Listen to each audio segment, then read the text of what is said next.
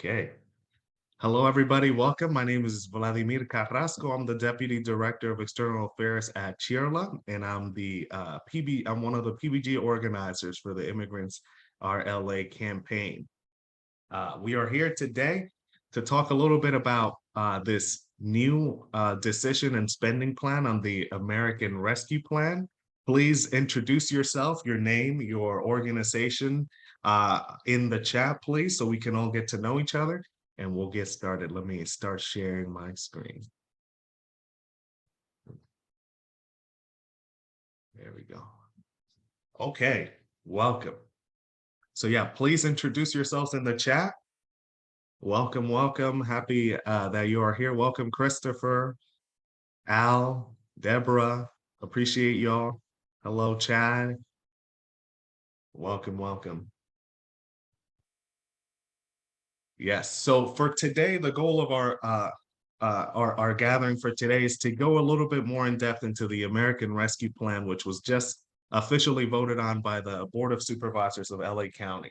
So today we want to highlight the role Immigrants RLA played to make this decision possible, and this funding opportunity exists for our communities. Explain what the ARPA spending plan is, gather, and then the most important part really why we want to gather community is because we want to gather information from all of you, the participants here today, on issues, concerns, and questions regarding the ARPA spending plan. So we are going to give you as much information as we have gathered so far, but please be patient and gracious with us, right? Because this is a government program. It's a little bit slow to roll out. Details are a little bit slow to come out.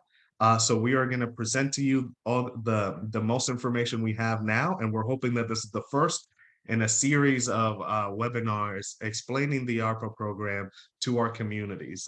There will be no language access on this webinar, but we're hoping that in the subsequent ones, we can create more accessibility for our communities to be educated on this new program. And then our last objective is to learn how to get involved with the Immigrants RLA campaign and the ARPA budget advocacy program.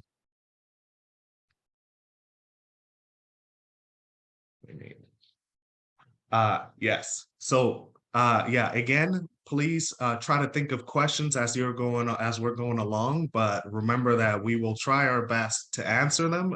But the goal here is to collect as much information as possible, and then we'll follow up with the Board of Supervisors and the relevant county departments to get the answers we need for our community.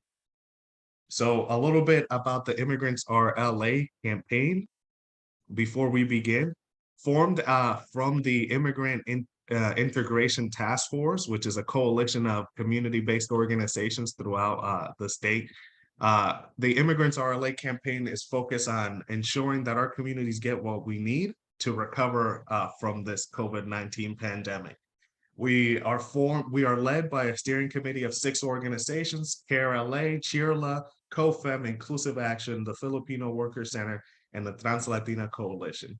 And we work in collaboration with 14 community-based organizations that are part of our Power Building Grantee Program, which you can see here on the screen. And that's a little bit about the Immigrants RLA campaign.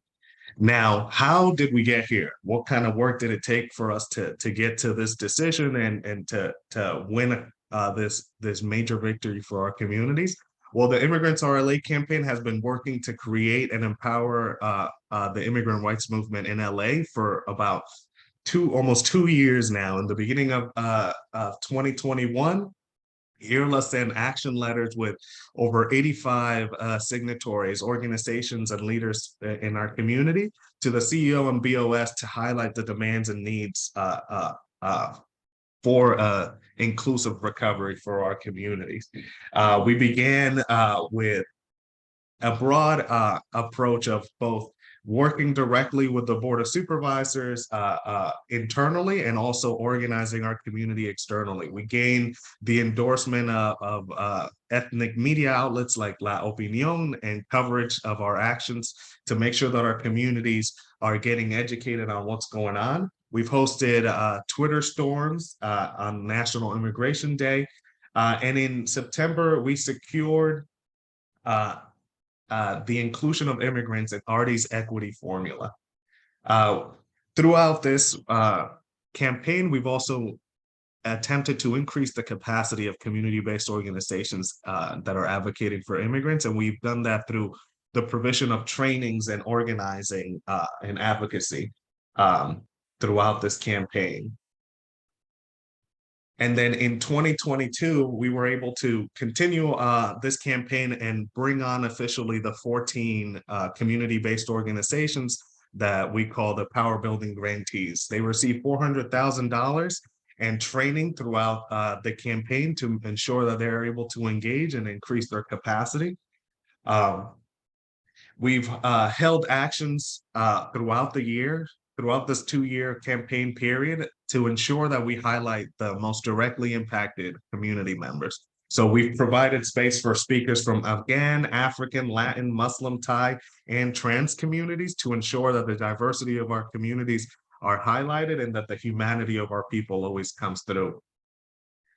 In May of 2022, IRLA worked with the Board of Supervisors to introduce a motion that created a working group to hold the Board of Supervisors and elected officials and departments more accountable to community-based organizations as they continue to roll out programs like the American Rescue Plans. And in just in July, as part of our escalation campaign and as part of the training and empowerment we've done with community-based organizations, our PBGs began conducting legislative visits to the Board of Supervisors. In August, we finally were able to have the first convening of that working group that the motion created, and now are on path to ensuring that the implementation of the ARPA funds and focus on our communities and that these promises are met.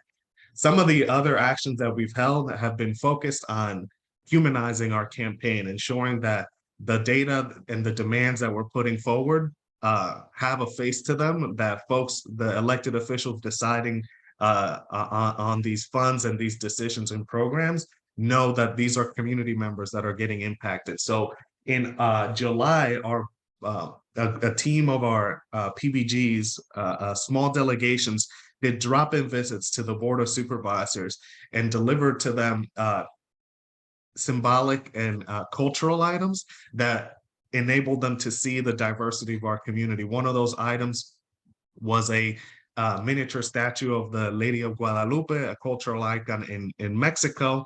Another one was a balao from the Filipino Worker Center, which was beautifully decorated.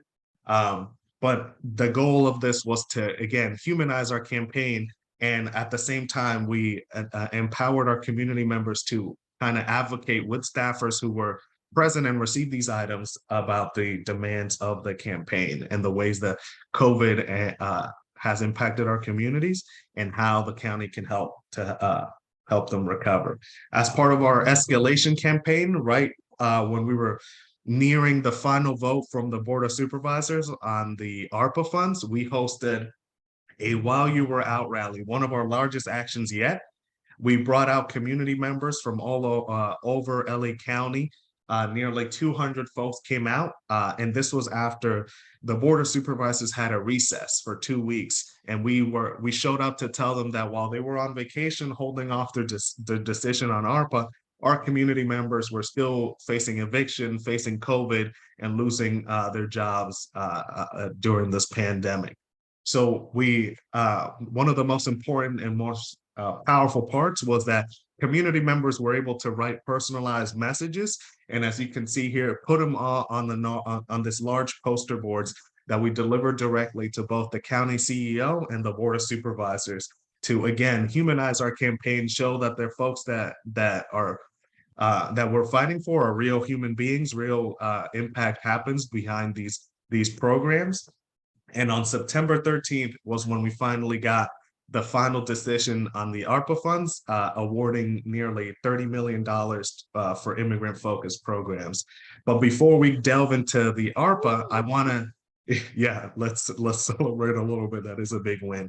But before we delve into what the ARPA program is, I want to provide space for one of our PBGs, one of our Power Building grantees, Jasmine Tovar from Salef to give us a little bit of testimony.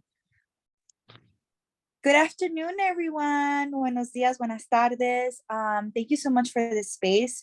My name is Jasmine Tovar. My pronouns are she, hers, ella. I am the program director at the Salvadoran American Leadership and Educational Fund, SALEF for short. Really briefly, I think it's so important to talk about the history of our agency. Our agency was started in 1995 by a Salvadoran refugee that unfortunately lost 3 brothers in the Salvadoran Civil War.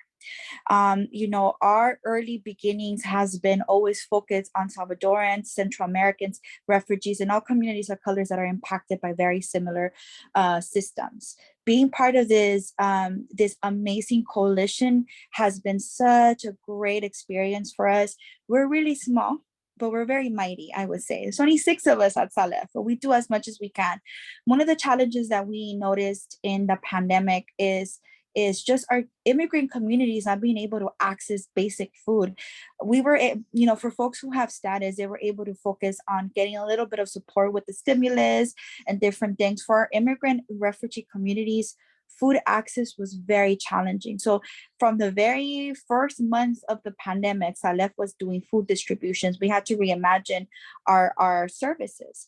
And then the other second thing that we noticed in our experience has been working with unaccompanied minors. So Salef took over the operations of the only non-government funded group home in the country. And we took over the operations in some of the most challenging times of the house. And we had unaccompanied minors that had no family. So to give you a little bit of more, what that means is these unaccompanied minors do not have any family in the United States. So if an agency like ours or a family does not sponsor these youth out of detention centers, there's 2 possible things once they turn 18. One, they'll go to an adult facility, which we know those are places where they lose a lot of their protections. 2, if they do hit 18, they are unfortunately deported back to their home countries. So we're working with unaccompanied minors that are in our program.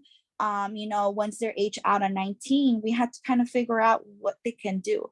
So one of the things that we noticed was, although services do exist, the language navigation aspect of that was very, very challenging for us. And although we are, we're talking about the county, right?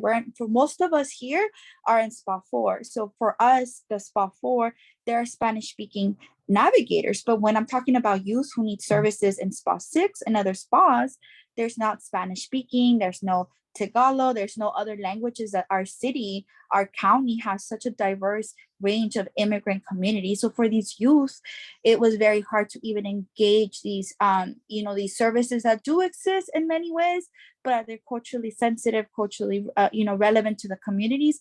Not at all. So a lot of the kids were very frustrated navigating these services, and ultimately decided that for them, it's better to and it's kind of hard to say this conversation because of the frustration of navigating all these services.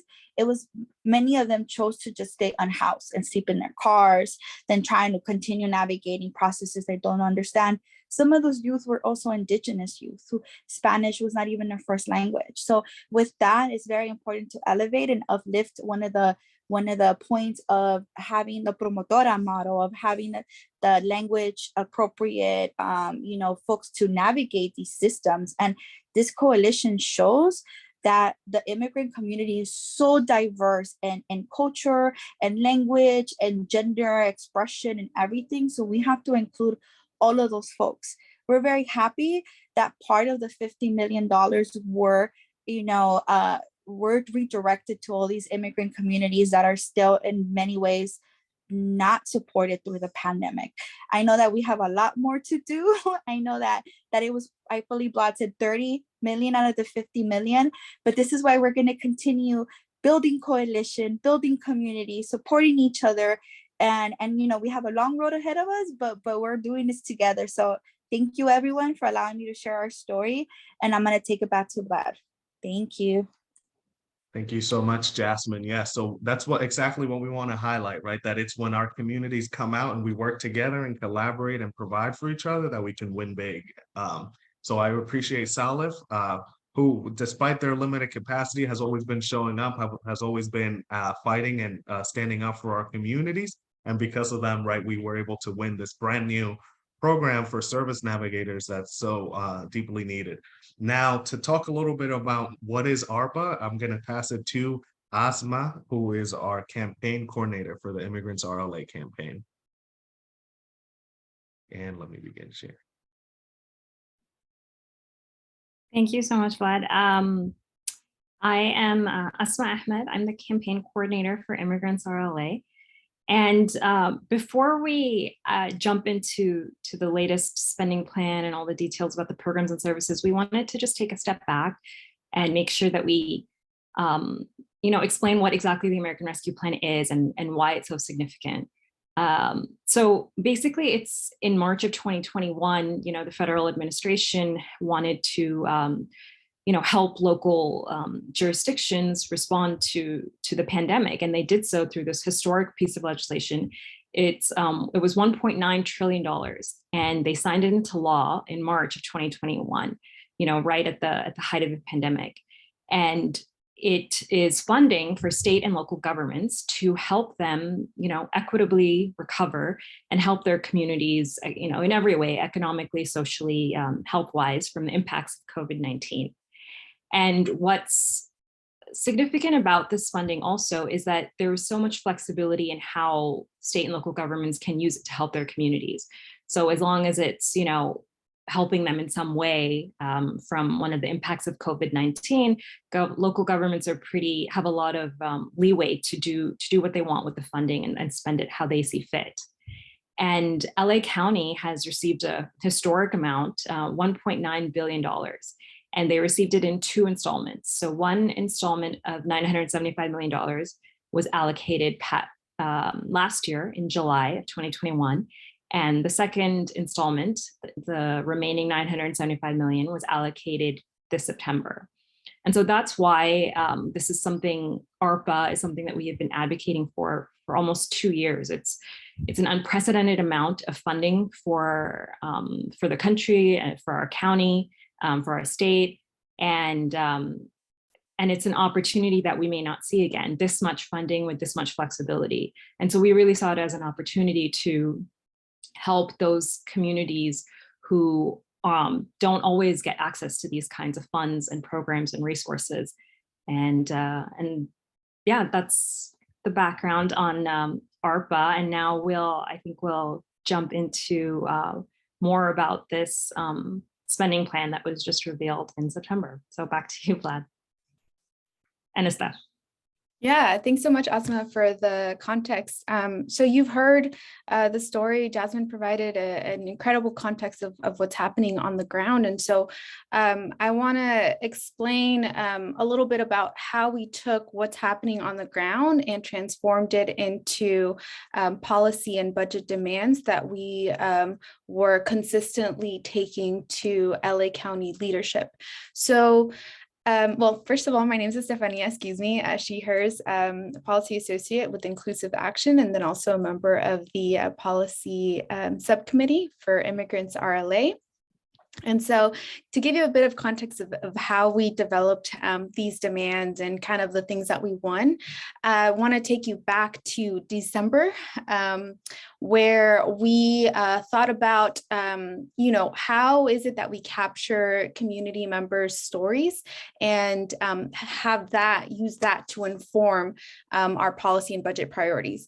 So we wanted to understand what was happening on the ground, and we developed a survey back in December to really understand the needs of immigrant communities, specifically what barriers exist around accessing pandemic relief. You heard Jasmine talking about language barriers, accessibility barriers. And so we deployed that survey and we found a lot of interesting things, which it's not news to you. You already know these things. There's persistent needs around housing, around food access, around rental assistance. A lot of the barriers that exist around accessing pandemic relief and just county services in general revolve around language accessibility issues, technology access, maybe a lack of information. So there might be a lot of wonderful county programs happening, but our communities don't know about it or may not even realize that they can access it because of fear of accessing that service may mean for their immigration status. And so this survey really helped inform the priorities that are listed in our budget demands. So we created 7 funding priorities based on the information that we gathered. And when reaching out to the Board of Supervisors and to LA County leadership, these are the 7 budget priorities that we consistently brought to them as letting them know, like, hey, you need to fund these so that this can reach our communities, because there's persistent needs in these areas. So when talking to them, we consistently would say, you need to fund a COVID stimulus program, universal legal representation for all immigrants, capacity building for immigrant community-based organizations, digital equity, which was a big, huge barrier, tenant protection and rental assistance, food assistant programs, and equity service navigators. So that's what we would consistently say when reaching out to the leadership. And so if you go to the next slide, I'll go over what the outcome of that campaign was. And so Vlad talked about doing legislative visits, having our folks visit the county the Board of Supervisors staff, and letting them know like what the needs of the community was. And so on the right-hand side, you'll see our funding priorities, which were the 7 that I just listed. And then on the left-hand side, you'll see the final ARPA spending plan, both tranche 1 and tranche 2, which Asma mentioned. There was $975 million for the first tranche, and then $975 million for the second tranche. And so out of our demands, we identified 4 main categories where our communities were specifically targeted. That's not to say that there wasn't programs that were funded that won't benefit our community, but these 4 categories are the areas that we saw a specific commitment to immigrant communities, specifically when talking about undocumented folks or maybe refugee folks. So the following are the things that we identified. So the first is universal legal representation. There was $7 million funded total for both tranche 1 and tranche 2. The second is capacity building for immigrant focused community-based organizations. So we received a total of $13.5 million for that category. For food assistant programs, there was $27.5 million funded for those efforts. And then for equity service navigators, there was $22.25 million. And so I know that these are kind of just abstract numbers, like $1 million, that's a lot, but we want to break it down and go category by category to let you know what specific programs we need to be keeping track of and provide like the most updated information that we have on those programs. So with that, I'll pass it on to my colleagues. Andrew, take it away with capacity building for immigrant-focused CBOs. Yeah, absolutely. Thanks so much, Estefania. My name is Andrew Minor.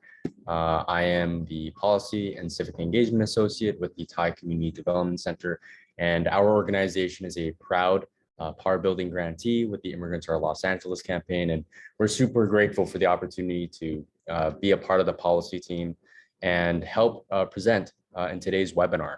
So as Estefania mentioned, one of the core priorities in our advocacy was securing investments in community-based organizations. And this was very important to us because since the start of the pandemic in 2020, community-based organizations have really stepped up and provided much needed resources and services to immigrant communities that have been the hardest hit by the pandemic.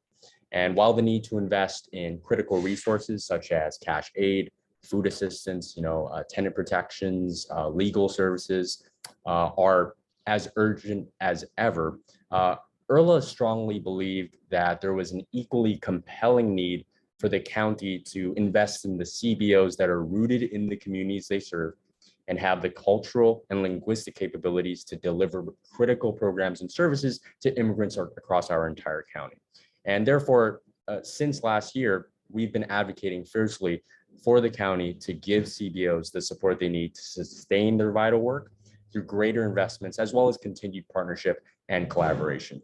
And after many months of advocacy, we were very pleased that the county did decide to include multiple capacity building programs to support immigrants serving CBOs as part of the first strategic pillar of its spending plan. And the focus of the first pillar was really to address longstanding inequities in hard-hit and historically disadvantaged communities through equity-based investments. And recognizing the critical role that CBOs serve in uplifting the most underserved populations, such as immigrants, the county decided to invest $13.5 million across 3 distinct programs.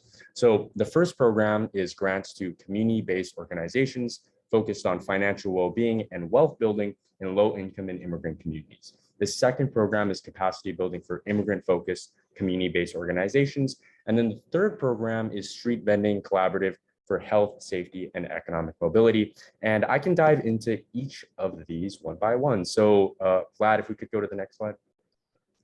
So yes, so this first program, grants to community-based organizations focused on financial well-being and wealth building in low-income and immigrant communities is important. These grants are meant for CBOs and CDFIs, or community development financial institutions, that serve LA County's low-income communities of color, with a focus on intergenerational wealth building, financial coaching, and home ownership. Now, we know that $3.5 million were allocated to this program. However, we're still awaiting specific guidance from the Department of Consumer and Business Affairs, which has been tasked with implementing this program, on how exactly that money is going to be implemented, how the program is going to be run. However, we do plan on sharing that information as soon as it becomes available to us. We expect it coming soon. Can we go to the next slide, please?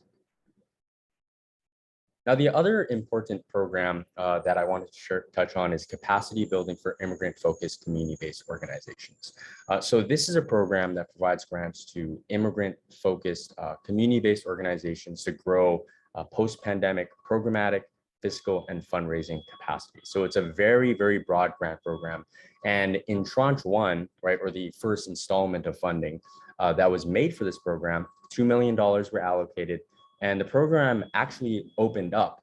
It's off the ground. It opened in August. Requests for proposal were released in early August, and grantees were announced at the end of September last month. And 20 total grants have been awarded to 20 separate community-based organizations, one of them being a monetary grant with skill building, training, and capacity strengthening, and the other 10 being in-kind non-monetary service grants without the grant money as was provided in the first 10 grants that I described. So 2 different types of grants, 20 total to 20 different CBOs. That round has ended. So as tranche 1 funding for this program has ended, we are now looking ahead to tranche 2 and how exactly that round of funding and that round of the program will be implemented exactly. And the Department of Consumer and Business Affairs Office of Immigrant Affairs is responsible for implementing this program. Currently, the office is awaiting guidance from the Chief Executive Office on how phase 2 of this program will be implemented exactly. I've been told that DCBA plans to issue a public notice when program details become available, hopefully sometime later this month. But I want to emphasize that for both of these grant programs, that I just went over, the IRLA campaign is eagerly awaiting answers to important questions that are probably on your mind, such as what the eligibility criteria are for CBOs to apply. What are the specific types of grants that are going to be awarded? How many of them? How much will they be worth?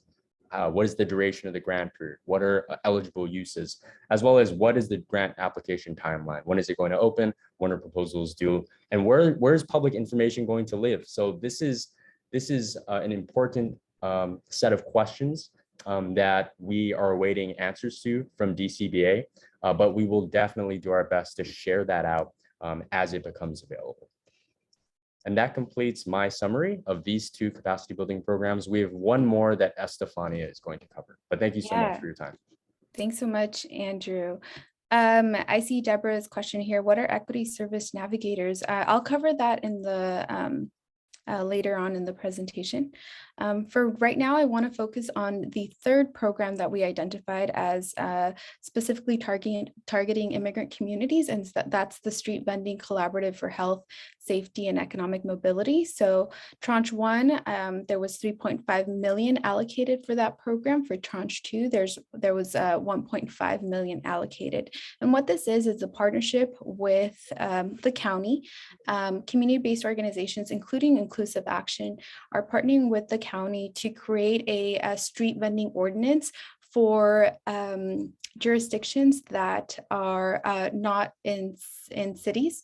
So it would basically create an ordinance for how the county can regulate street vending in areas that are not cities. So what it would do is it would establish a street vending ordinance, as well as provide technical assistance to the street vendors that live and work in those areas. And then also what's really exciting is providing a contract to create carts that would be, I guess, under the new law, they would be carts that would be fully compliant with the new health codes. So I'm not sure if you're familiar or aware, but street vendors recently won a big legislative victory in that the governor signed a new law making health permits for street vendors in California more accessible. And so street vendors can now obtain health permits and be able to operate in the formal economy. And so what this funding will do is just help continue that process. And if you have additional questions on how this program will work, if you have street vendors in your areas, maybe you work with street vendors, feel free to connect with me. Inclusive Action will be one of the people that will be, one of the organizations that will be facilitating this contract, as well as Jessica Mireles from the Office of Small Business. So that's the street vending program. Thank you so much, Estef. And now we're going to pass it to Polo from IRLA to talk a little bit about legal representation. Hello and good afternoon, everybody. My name is Polo Morales. I'm the Director of External Affairs. And, you know, for those of us that have been fighting for a long time around universal legal representation, you know, which was the dream, right? We fought to get deportation defense through the LA Justice Fund, which has now become Represent LA. And so part of what we were able to win is, you know, this final ARPA spending plan with T1 and T2 was a total of around $7 million. So there was an additional 3.5 million that has been added to this. And so, you know, again, this is something that is helping folks when they're facing deportation. When they have that legal representation, their likelihood of getting deported becomes much, much, much lower. When folks have representation, they're able to, you know, plead their case in the best way possible and stay here in the US. And so, again, this is a result of many, many years of work leading up to this idea with this, you know, philosophy of having representation. Undocumented folks, immigrants, you know, don't have, you know, court-appointed representation. And so we fought to make sure that folks did here in LA County. So this is a huge, huge, you know, step forward in terms of what the county is able to do with the American Rescue Plan's funds. And if we can go to the next slide here. All right, so this is what we know in terms of the total of 7 million now. That it's going to be managed by the Department of Consumer and Business Affairs, DCBA. As you can see, this is a pattern, right? This will provide removal defense and referrals for immigrants in removal proceedings. It will serve eligible immigrants who earn up to 250% of the federal poverty level, and this will be rolling out this month. And so this is, you know, part of this larger effort. Again, you know, thanks, you know, to philanthropy, the California Community Foundation, community organizations, the county, the city of Los Angeles, all of this, you know, idea of moving forward you know, the goal of universal legal representation was a long, hard-fought battle, and that has paid off in this second tranche of American Rescue Plan funds. this is something that we are very, very proud of and very happy about that is moving forward, because what we want is that long-term sustainability, so folks have a fighting chance whenever they're facing deportation. So and we could not have done this without the power building grantees and everybody throwing down. So again, this is a fight that we were able to win, and now it's about sustainability and keeping it for the long term. So I'm going to go ahead and pass it back to Vlad. Thank you so much, Polo. Okay, so far we've learned a little bit about the capacity building for immigrant-focused CBOs and universal legal representation.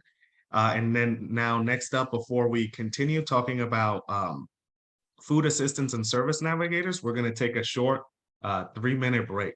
So this is a stretch break. If you need to think a little bit about the programs we just talked about, if you just need to stretch out, bio break, get some water, we'll be right back. Thank you so much for being here.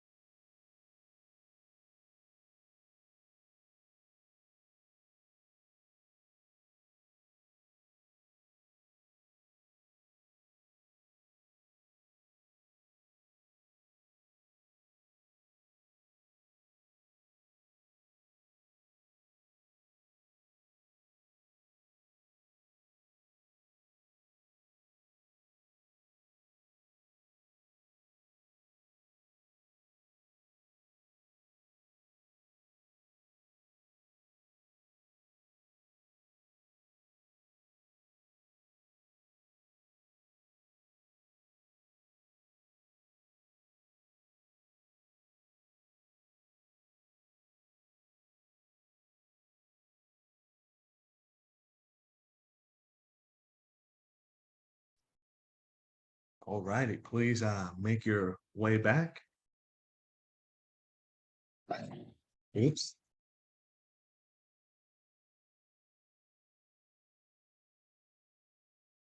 All right. All right, thank you so much again for being here. And now we're gonna go back and now passing it to Edgar, who will be sharing a little bit more about the food assistance program. Yeah, thanks so much, Vlad. Hey, good afternoon, everyone. I hope you're all doing well. My name is Edgar Ortiz. I am the Economic Justice Policy Analyst for the California Immigrant Policy Center based out of Los Angeles. And I'm happy to share some updates around some of the food assistance programs that we've been advocating for throughout this ARPA development process. As we all know, food assistance is very important to ensure that our communities are nourished and supported throughout their whole lifespan. In California, there are two principal publicly funded programs that many people will get access to food assistance from: CalFresh or the California Food Assistance Programs. And both of these provide important financial and food supports for families who are unable to secure food assistance on their own.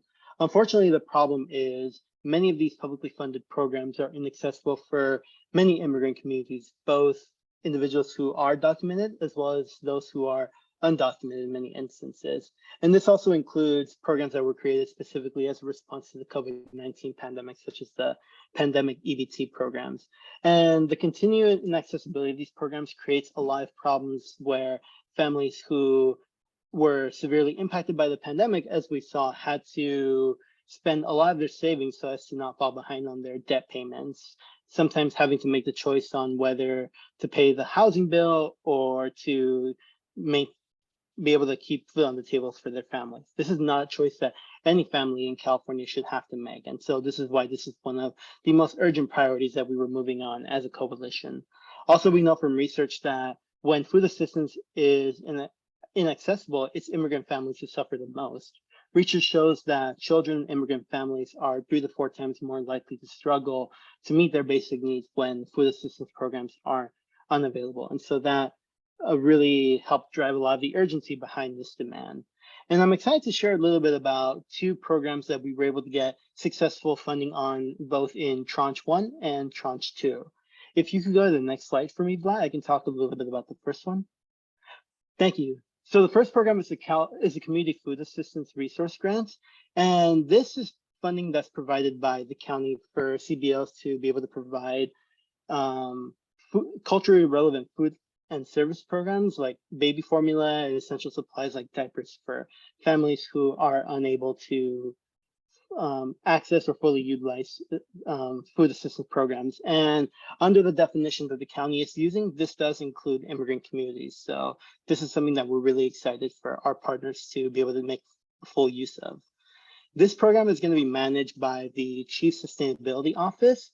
They're going to be working with a third-party organization who we're still in the process of identifying that is going to be setting up the request for proposals, or the RFP, through which organizations will be able to apply for funding.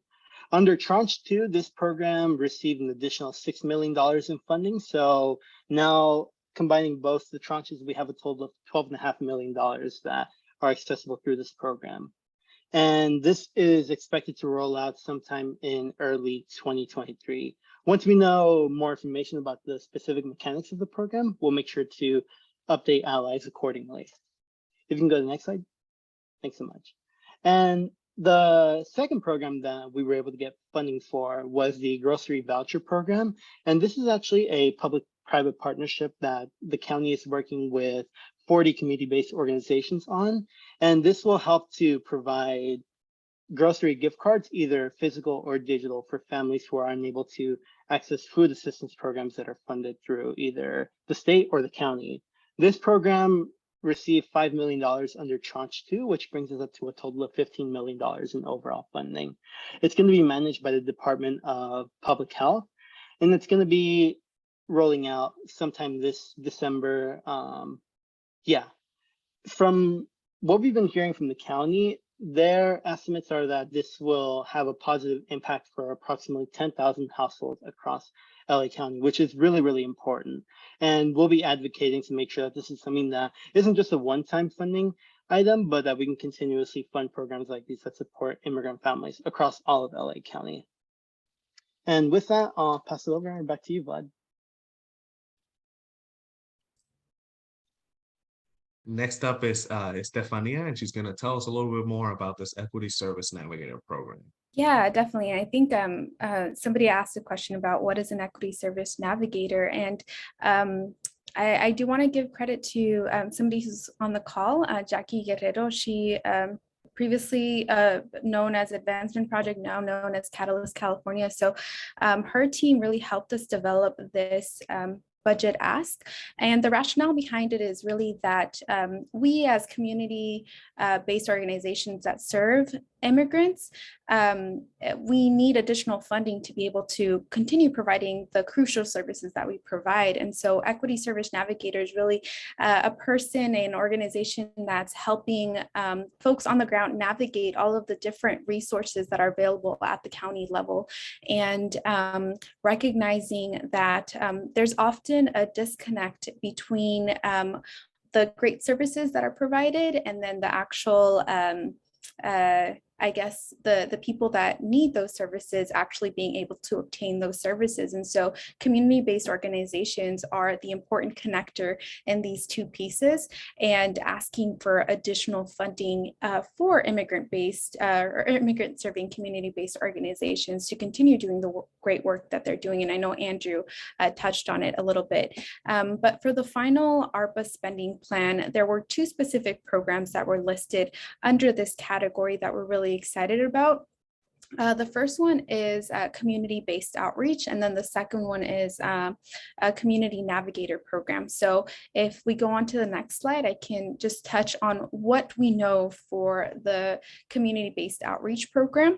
The first tranche, there was $15 million allocated, and for the second tranche, there was $7.5 million allocated, for a total of $22.5 million.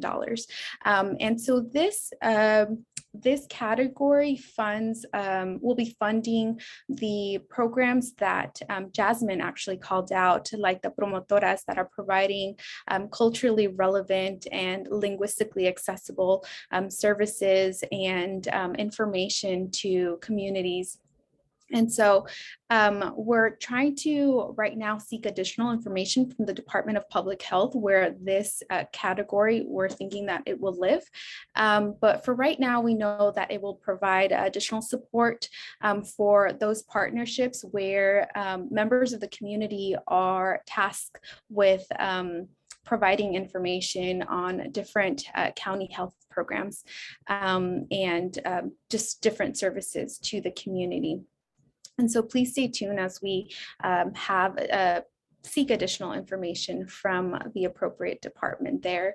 And for the second one, this one, we're also seeking additional information for, but I did want to mention that it's a brand new program, and I really do want to congratulate everyone who's been mobilizing efforts to try to get additional funding for community-based organizations, because this specific funding, $2.75 million, was actually in response to calls from the community that there needed to be additional resources to help people navigate what programs and resources were available at the county level.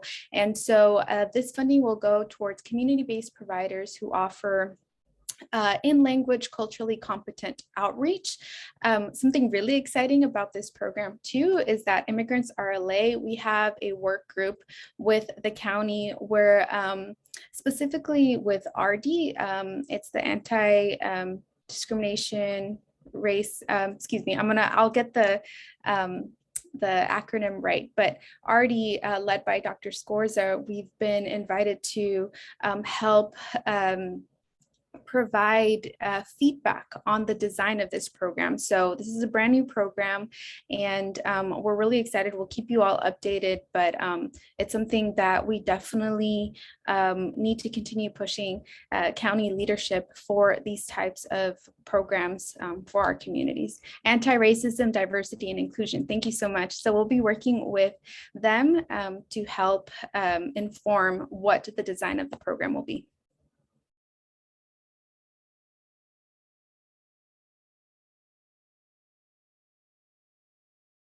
Great, thank you so much. And now we're going to pass it to Byron and Daniel. Right. Hi, everyone. Good afternoon. I'm Byron Jose with the Trans Latina Coalition. Thank you, everyone, for being here. Thank you for all the presenters. We know there's a lot of content, right? A lot of different programs that were funded, a lot of different work, advocacy efforts, and we know that we need to make sure we are part of the implementation process. And all of you service providers, right, can help us inform, working as part of the work group, as Estefania and the rest of the team shared, and just continue the conversation that we have established with the county. I know, Daniel, well, one of the questions was around this equity service navigator, which Estefania addressed. Are there any questions? Folks can raise their hands or unmute. If you would like to put it in the chat box, we can read it out loud as well. Daniel, is there anything you wanted to add in terms of questions? No, I do not. I just wanted to clarify to Anna that the slides will be shared at the end of the call. We will share them via email. And then, like you said already, the other question was Deborah's question, which has been answered by Estefania. But maybe if you want to answer it again, Estefania, she asked, what are equity service navigators? Very Yeah, briefly. definitely. I'm not sure if Jackie's still on the call. I would love to, Jackie, if you wanted to say a couple of words, because I know that you worked really hard on helping us understand kind of what an equity service navigator is. And but just to put it in short, it's just an organization that helps communities understand the different services and programs available, and really helping them navigate through all of these things, because as we know, it's a very complicated system. Even ourselves, we're trying to get information from the county and we're having a hard time. So imagining doing that for our communities, us being the important connectors between the community and those important services that sometimes communities find hard to attain. Yeah, I'll just jump in real quick. I think, Estefania, you put it perfectly. One thing that we heard constantly in the first tranche of funds from departments and community-based organizations was that there was money for services, but people didn't know that they were there. And there was a gap then in communication, and really, it really is the partnership between CBOs and the county that needs to be stronger, and really need to be funded, right? The CBOs need to be funded to do the work that they've already been doing and to expand. And so this is a pretty exciting partnership. I think it will create a blueprint for how do we continue to expand this. And hopefully we can even start thinking of what are some key departments that should have these navigators, because again, there's dozens of departments, but there are some that are key, like if folks are looking for housing or for food voucher programs, like that are critical intermediaries that need to be there to be able to spread the word. So that was just some of the initial thinking behind it. And again, it's exciting to hear that we'll be working with RD in the design of it as well. So thank you. Thank you, Jackie and Stefania, for that. I see Adrian's hand, and then I know there's two questions around funding and the process. Adrian, do you want to go first before we ask around funding? Yes, hi guys, how are you guys doing? Thank you, gracias. I am Adrian Bambou, I'm from Senegal. In fact, as many knows me here, I speak like 7 different languages.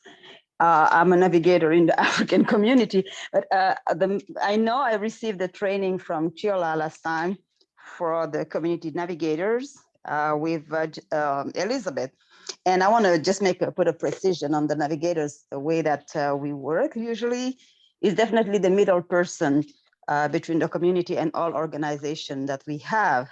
And as I was working as a navigator, you can include the health aspect of it, the mental health, and all the different components, including the housing, food, etc. Meaning we are the ones surrounding the people that we are working with. And what is important to me is to see how we can have more material. As I say, I represent the African community, the diaspora. Usually we are the invisible people. Yes, I know Baji, I work with Baji too, but how we can collaborate more to create some more material for us. I know I translate last time for Health for All and Food for All, and also the Children Partnership in Haitian Creole. Haitian Creole. That is very important. Meaning I would like maybe for us to focus also on this aspect and how we can get the funding for that. I got money last time to start something with Immigrant Rising. I get the funding to start an organization to focus on the immigrants who are at the border, because we have Senegalese immigrants who don't speak English or Spanish or any languages. And myself, I speak the Wolof, meaning I want to know how I can tap into all this organization to just help us working more. Thank you. Thank you for sharing that. Yeah, we definitely look forward to continuing collaborating with you and uplifting some of the points that you brought up. So thank you for sharing them. I know we had a lot of questions around funding on the chat box. Anyone want to add something to this, or Daniel, do you want to read to us some of the questions? Yes, Myron. So one of the questions on the chat is, what are the next steps for CBOs interested in applying for this funding?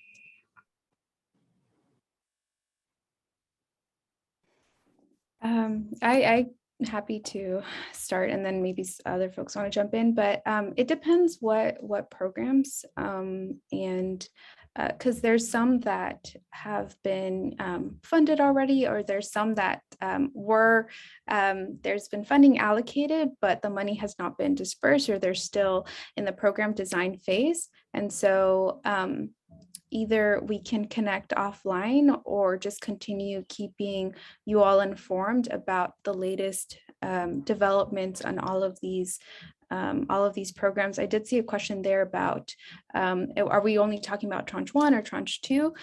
We're talking about both tranche 1 and tranche 2. So we talked about the spending plan as it's finalized. There was only 2 tranches, and basically all of the money that needs to be allocated has been allocated.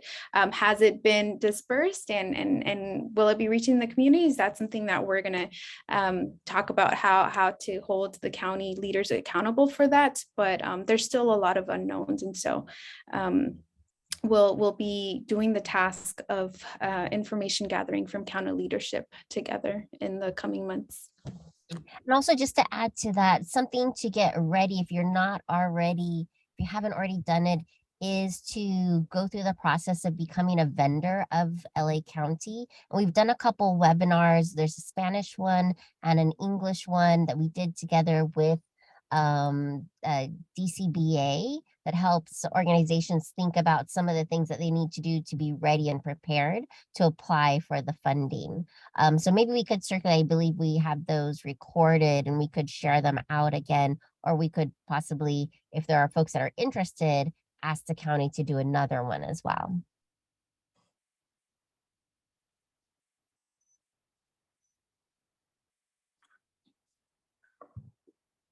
Cool. Yes, thank you for that. And then, like we mentioned, whether it's the working group or following up with our office, continue the relationship, as Aki mentioned, right, with DCBA, with the county, around continue engaging and building the capacity of different organizations serving immigrant communities. We look forward to having you be part of those efforts and continue building that work. I know there was a question if it was the same programs funded. I don't know if that's around the Equity Service Navigator. I know we talked a little bit about that a couple of questions ago. Any other questions around funding?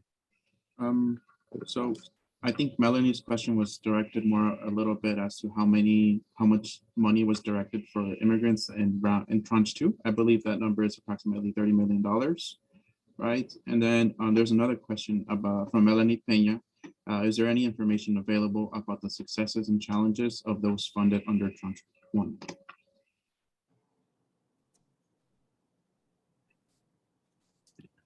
I think my colleagues can speak more to this, but I know something that we've experienced is thinking that something, or knowing that something has been funded, like a category, and then going to the county and asking, oh, okay, where has it been dispersed yet and stuff. And so understanding like what things have already been distributed, what things are still like not been distributed, but we're under tranche 1.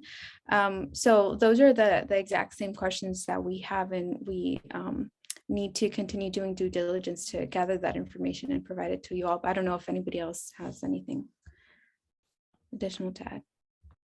No, this is Polo. Just to add, we are going to be tracking and following and making sure, right? So that's great. We won. The implementation phase is a whole other effort, but that's going to be ongoing. So as soon as we have more information, we will be more than glad to put something together to continue updating folks around when the funding is coming down, or RFPs, or make announcements. Joining the campaign would be the best way to get informed as well. There's another question from Deborah. Is this the same program that is happening now, funded by public health? I believe that relates to the Promotoras program. Yeah, we need clarification on that.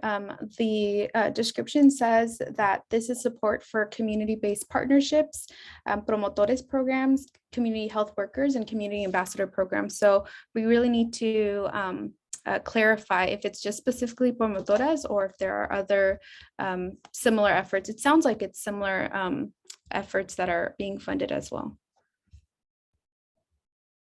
Perfect. And then there's a couple more questions from Maria Peacock. is this funding for the whole LA County? She would like to know who are the agencies that will be providing the services in the San Gabriel Valley.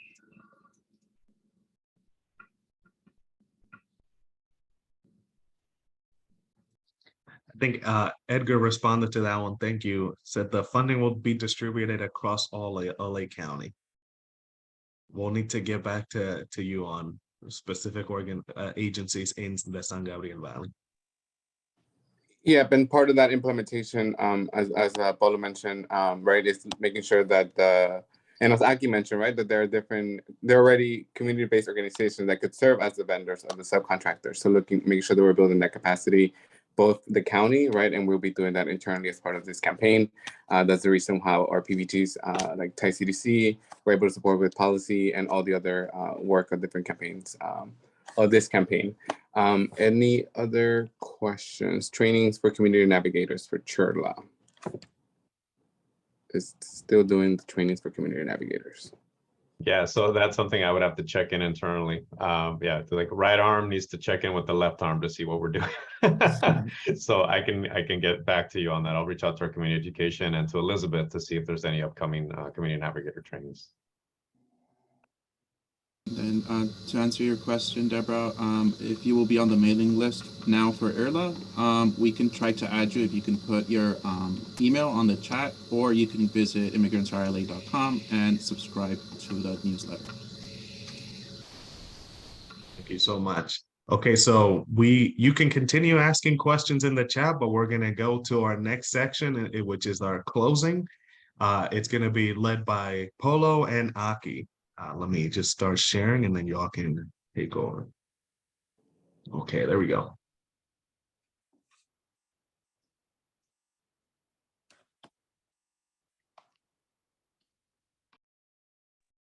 Aki? Did we lose Aki or? Oh, there you are. I know I'm here. Sorry, everyone. So right now, we just had a big victory, but our work is not over. So as Immigrants RLA, our purpose has been both focused on equitable distribution of the ARPA funds, but also how we're building a strong immigrant voice that is able to impact how the county is working on an ongoing basis and how they're allocating funds on an ongoing basis equitably to the immigrant community.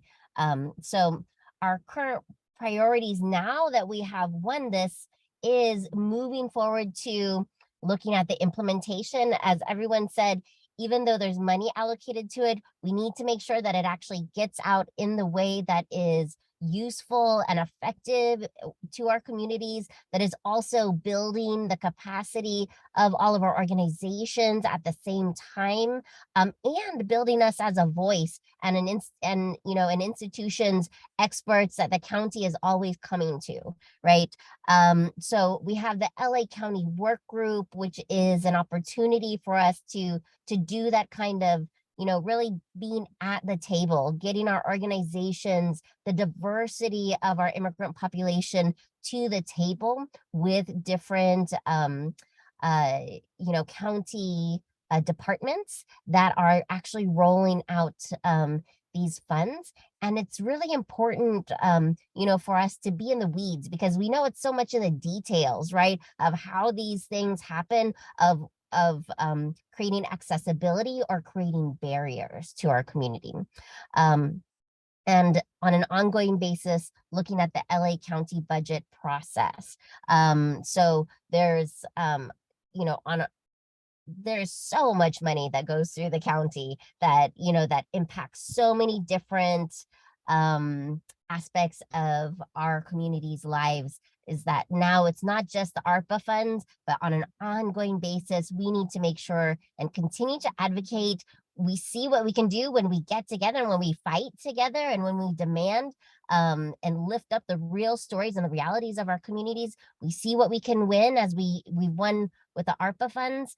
So we need to do that with the regular LA County budget on an ongoing basis. And let's see, and then also increasing philanthropy to also invest in immigrant-led CBOs. So it's both getting the county, but also the visibility that we're building through this campaign is to get philanthropy as well to invest in immigrant-led CBOs, because it's like the combination of both the government funds plus the flexibility of philanthropic funds to support organizations is going to be key to like really building and growing sustainable growth in our organizations.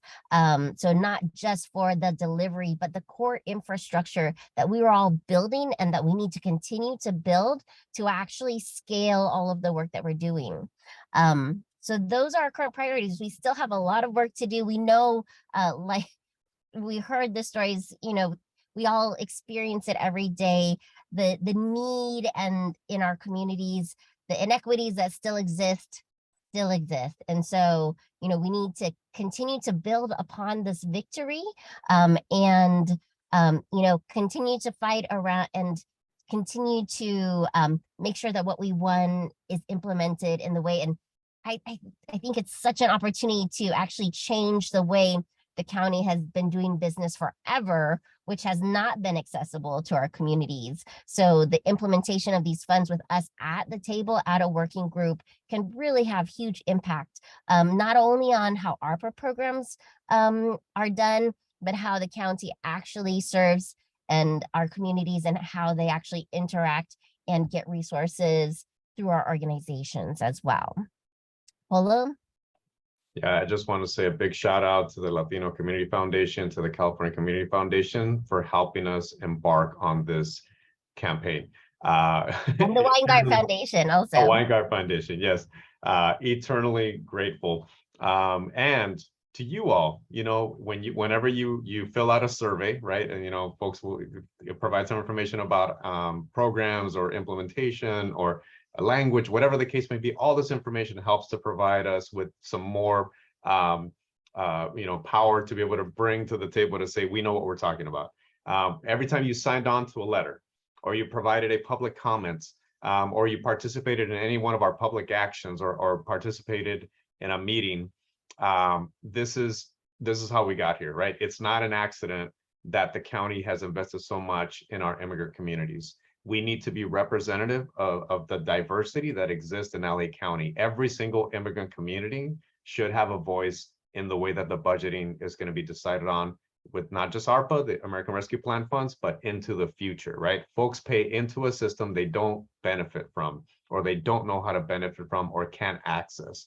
And so we're here for the long haul to change that, to make sure that our immigrant communities are going to be well cared for, that there's a safety net for them, that our organizations are provided with resources to be able to help them at the end of the day, because we know we're the safety net, right?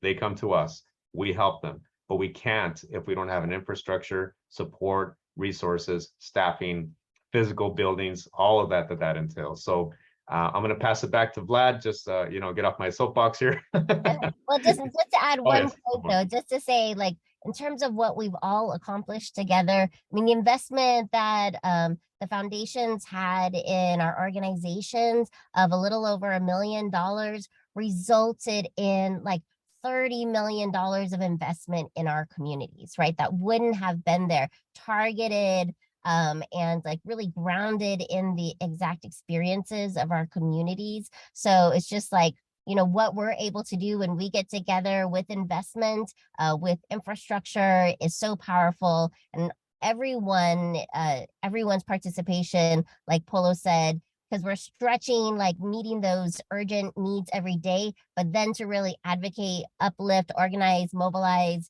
you know, this is what's going to actually help build, you know, a vision of what the LA that we want to see. So pass it back to you, Vlad. Thank you so much, Aki and Polo. And now we'll talk a little bit about what are the ways that you all can engage with the Immigrants RLA campaign. So as always, we are on social media, both on Instagram, Facebook, and Twitter. Our handles are on the screen in front of you. If we could all just take 1 second right now and please follow the Immigrants RLA campaign. And I believe we also have a YouTube, but I don't know. that might be too complicated to quickly subscribe to a YouTube. But yeah, so please stay engaged with us on social media, because that's how we'll put out a lot of our information. And of course, yeah, Daniel. Yes, I will be dropping down the link to our new YouTube channel, and that is where the Zoom call that we're on right now will be posted later today or maybe by the end of tomorrow. So if you can please go ahead and subscribe. It's a brand new channel, so please support. Thank you so much. We also have our weekly IRLA newsletter that you can subscribe to. As soon as we find out new information, that's where we're going to put it out. Our next webinar, that's where we're going to shout it out. So please sign up on our website, immigrantsrla.com. And then let me pass it to Andrew to tell us about a new survey we're putting out. Yes, thank you so much, Vlad. So earlier this year in the month of June, our IRLA campaign celebrated the passage of a motion that was introduced by Board Chair Holly Mitchell and Supervisor Hilda Solis to establish a work group comprising LA County departments, as well as immigrant serving organizations. This has presented us with an opportunity to really interface with various county departments to identify barriers for organizations like our own in accessing assistance, resources, and programs provided by the county, particularly COVID relief programs. And secondly, to discuss ways to better coordinate moving forward to better deliver services to immigrant populations in need. And one of the main takeaways that our team has gotten from this webinar is that many of you have experience working with the county and have opinions and potentially very valuable insights into how coordinating with the county can either be improved or how working.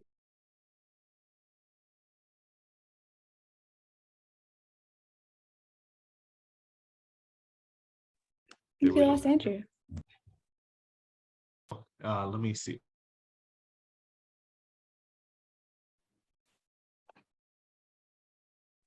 Sorry, that was my bad. In trying to highlight him for everybody, I put him in the weight room. So sorry about that, Andrew.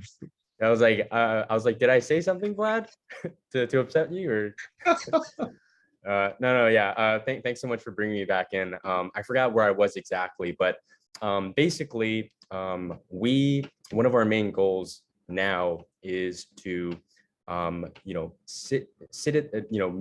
the county departments at the table and identify barriers and discuss ways that coordination can be improved between our organizations on the ground and county departments that are rolling out these COVID relief programs. And one of the ways that we would like to incorporate all of you is by sharing this very quick survey that asks a few open-ended questions on what your experiences have been working with the county, accessing COVID relief programs, and how coordination can be improved moving forward. So like I said, one of the big takeaways we've gotten from this webinar is that a lot of you have a lot of great experience working with the county. You have opinions and insights. We would love to learn what those are.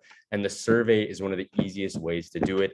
If you have any more questions about the work group or how you can get involved, we encourage you to reach out to any of us by email to take things forward. But that's the purpose of the survey, and we would be greatly appreciative of any of you filling it out when you can. Thank you so much, Andrew. Okay, and then to close out, we just wanted to make sure we provide resources and share our knowledge, right? Because that's how we move our community together. We will send out this slideshow afterwards, and linked here at the end is the full ARPA spending plan that was voted on by the county supervisors, the ARPA project timeline that outlines some of the projects, and some of the questions that folks have asked is what happened in tranche 1. So that one outlines some of the projects that have been funded through ARPA. We have the RD Equity Research Equity Dashboard, the latest the State of Immigrants in LA report, and the LA County Department info, as well as the DCBA contact info. You can reach out to the DCBA and set up a one-on-one conversation to ask questions about the ARPA, and they may answer them, or direct you to the department that has the answers. But just wanted to make sure that everybody has the opportunity to be able to do that. Again, we'll be sharing this slideshow with everybody afterwards, but wanted to just close out and say thank you all for being here. Really appreciate your attendance and participation, right? Our collaboration and working together is how we can make a difference in this county, and hopefully we'll continue to see you participating in our future webinars and future actions for the Immigrants RLA campaign. Thank you so much for being here. Have a good one, everybody. Thanks, everyone. Bye.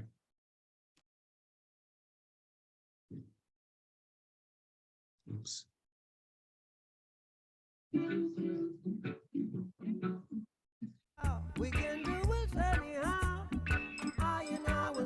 Are you still recording or?